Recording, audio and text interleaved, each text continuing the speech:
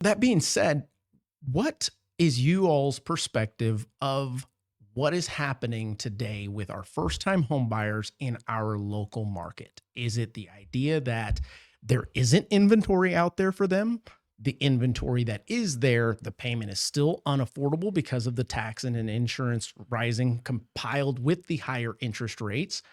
Or are the buyers just not realistic enough to go, you know what, it's my first house, not my last. Let me go to the 200, 250 price point and deal with this first home. Because when I bought my first home, it was $130 something thousand. That same house today, mind you, is 220. Mm-hmm. You know, expectations. Am I wrong for thinking that they should bring their expectations down? I think it's the unknown. Okay. Home ownership is expensive. Yeah. It is. It's not for everyone. I have a rental right now that's a pretty darn nice rental.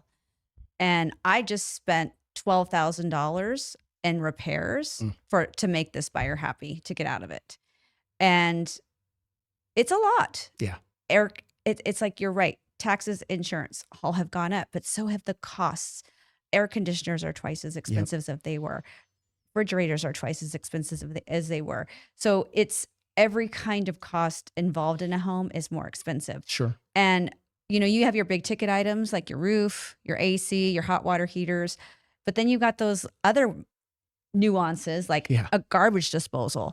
So and it's like wood a rocks. fuse, Yes. a fuse that pops, you got to take the whole damn thing out and redo it. Yeah. Exactly. Or God forbid a leak or something real happens where, it's costly. Yeah. And even your deductibles are higher now. So I think that's what has everyone sticker shocked, because it's everywhere they look. Yeah. It's twice as much.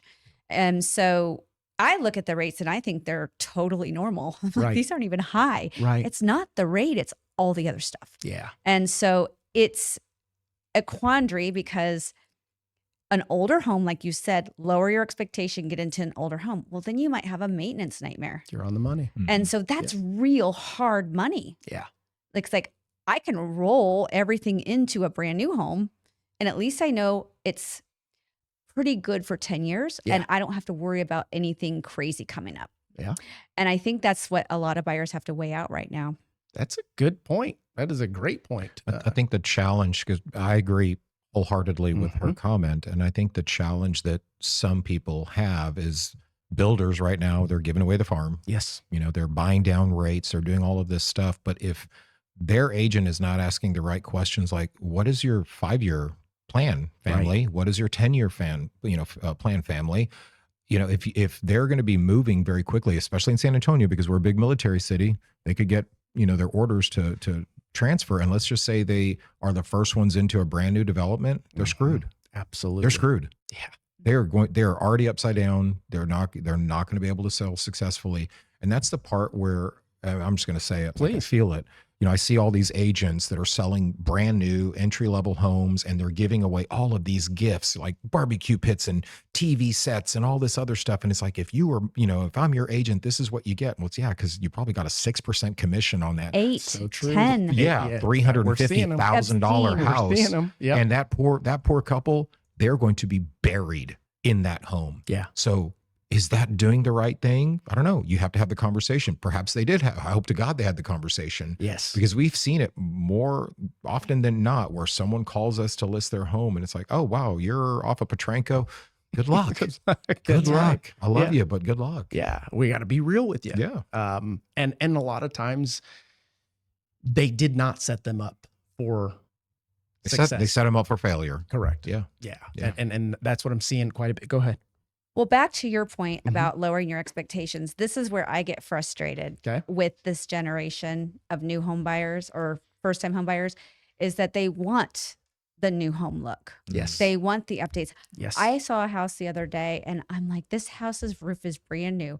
They did the AC. They did all the things that matter, and you're not interested because it needs granite and flooring. Yep. Like, deal with it. That's right. You could do this later. That's exactly But then right. you want to go buy the house the flipper did that's pretty, but it's you a train wreck. And you have no idea what's behind the walls. Yeah. Exactly. And so it's like, I'm with you. If I were a first-time home buyer, I'd be looking for grandma's house that somebody's taken care of. That's right. I wouldn't go out and buy a new house. I'd Yeah. stay far away from them. But if people don't think that way, Yeah. they want it all. What about the idea, and I think this is also something that is plaguing our first-time home buyers locally, is the um, level at which they are willing to compromise on location. Um, if your work is here, you grew up over here, and now you're finding out that, oh shit, those houses are 500,000. That's not a first-time home buyer Mhm. type home. Mhm. And you're just like, I'll just keep renting, versus being able to go over to the Petrenko area of town and get you something for 300 that could basically be the same home, to be honest. Right. But the idea of, oh, I want to associate with this area or this side of town, I have heard that quite often, especially in the last year. What are you guys' thoughts on that? I know you deal with a little bit different clientele, and they get to pick where they're wanting to be. But what is your experience with that first time, second time home buyer and lack of compromise?